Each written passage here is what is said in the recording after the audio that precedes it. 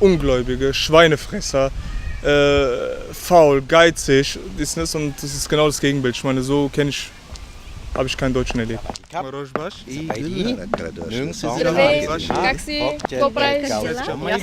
Ich bin der Miran, bin hier in Frankfurt am Main geboren, bin deutscher Staatsbürger mit kurdischen Wurzeln, arbeite bei der Stadtpolizei, bin nebenbei Schauspieler und Model.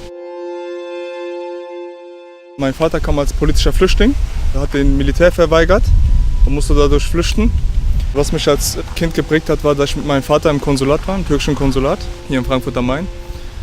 Und anhand des Passes konnten die Behörden ja sehen, woher du aus der Türkei herkommst. Und da stand ja klar bei Dersim, Elazığ, und das war für die halt so, das sind Kurden, da, was weiß ich, lass ihn nochmal laufen, dann lass ihn nochmal zu der anderen Behörde gehen, der soll da nochmal was abholen. Da, also immer das Rumrennerei, das Warten lassen.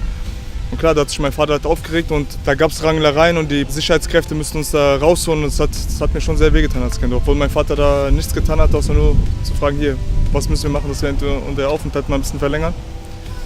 War schon traurig gewesen, sage ich ganz ehrlich. Von der Familie aus wurde mal gesagt, zum Beispiel, dass es hier viel schlimmer ist zwischen den Kurden und Türken-Konflikt. Was ich hier eigentlich nicht sehe, weil ich habe hier auch viele türkische Freunde und das war auch niemals das Problem zwischen uns gewesen. Und ich eher gehört habe, dass in der Türkei das eher extremer ist. Aber ich denke, mittlerweile ist es nicht mehr so ein großes Problem wie in den 90er Jahren. Also wir verstehen uns eigentlich sehr gut, wir kommen gut miteinander klar. Wir haben ja fast die gleiche Kultur, fast die gleiche Religion. Und deswegen passt es auch. Ich war als letztes vor 2 Jahren da gewesen, in der Heimat. Habe meine kranke Großmutter Besuch gehabt. Den letzten Respekt und die letzte Ehre erwiesen. Und auch da habe ich gesehen, wo wir mal in der Stadt gewesen sind, zu viel Militär, zu viel Druck, Leute sind ganz anders da drauf. Es ist nicht mehr so wie früher. Die Leute sind locker auf der Straße gewesen, sie konnten sich über alles unterhalten und nirgendwo waren Soldaten gewesen oder irgendeine Gefahr, dass man sagt, hier, jetzt müssen wir hier komplett mit Militär ausrüsten, dass es hier irgendwie wegen den Guerillas irgendwie Probleme gibt oder so. Es war angenehmer gewesen. Aber wenn man jetzt so mit den Kindern oder mit der Familie in der Stadt spazieren geht und sieht in jeder Ecke Soldaten, klar, man hat automatisch ein anderes Bild. Also da sind wir auch schon teilweise Ausländer und hier auch, aber ich bin eigentlich hier zu Hause. Ich bin hier zu Hause, weil nicht die deutsche Regierung oder ein Deutscher zu mir sagt, hey, du scheiß Kurde, du darfst hier nicht leben, du darfst hier die Sprache nicht sprechen, du darfst dich hier nicht frei bewegen, sondern das Land hat mir viel ermöglicht, wo ich auch echt dankbar bin. Klar, man darf nicht vergessen, wo man herkommt, das ist sehr, sehr wichtig, aber ansonsten bin ich hier glücklich und ich bleibe auch hier. Bevor man überhaupt seinen Mund aufmacht, denken die auch vielleicht so, okay, das ist ein Flüchtling oder hier, pass mal auf, setz dich mal lieber 2 Schritte zurück oder pass mal auf, wie du dich neben denen zu verhalten hast und dann machst du den Mund auf und die sehen, okay, der spricht Deutsch, ist einer von uns. Ist schon traurig, also diese Vorurteile gegen die Menschen. Ich bin hier ein Ausländer und ich bin dort ein Ausländer. Auch da, wenn wir jetzt in die Türkei fliegen, sehen die Leute, der kommt von Deutschland. Das müssen entweder nur die Klamotten sein, der Akzent sein oder die Bewegung. Die checken sofort, hey, der ist aus Deutschland. Was sie da zum Beispiel oft sagen, Ungläubige, Schweinefresser, faul, geizig, und das ist genau das Gegenbild. Ich meine, so habe ich keinen Deutschen erlebt.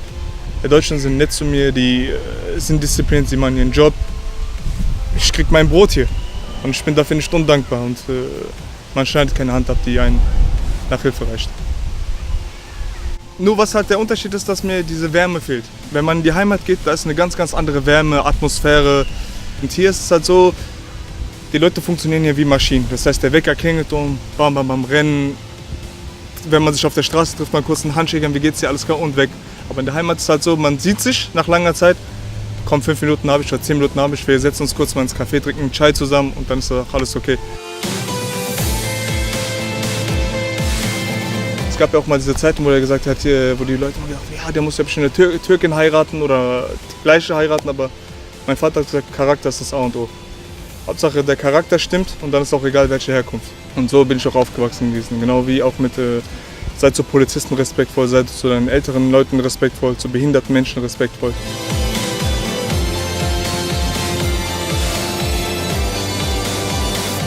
Es ist für mich wichtig, dass ein Mensch weiß, wo er herkommt, dass er niemals vergisst, wo er herkommt. Wenn du auch noch nie in deiner Heimat warst zum Beispiel und denkst so, ich habe doch irgendwo noch Wurzeln. Es gibt immer einen Anreiz, wo du sagst, ich möchte dahin, ich möchte meine Wurzeln kennen, wo ich herkomme. Habe ich da noch Familie? Gibt es da noch jemanden, der mich kennt oder auf mich wartet? Das ist immer sehr, sehr wichtig, finde ich. Also es hat da auch nichts irgendwie mit nicht integriert zu tun, sondern ich glaube, das würde der Deutsche auch verstehen. ครับ Marojbash. ไปที่1 2 Zdravím,3 jak jsi? Hop, Poprvé. čekaj, Já jsem prudka.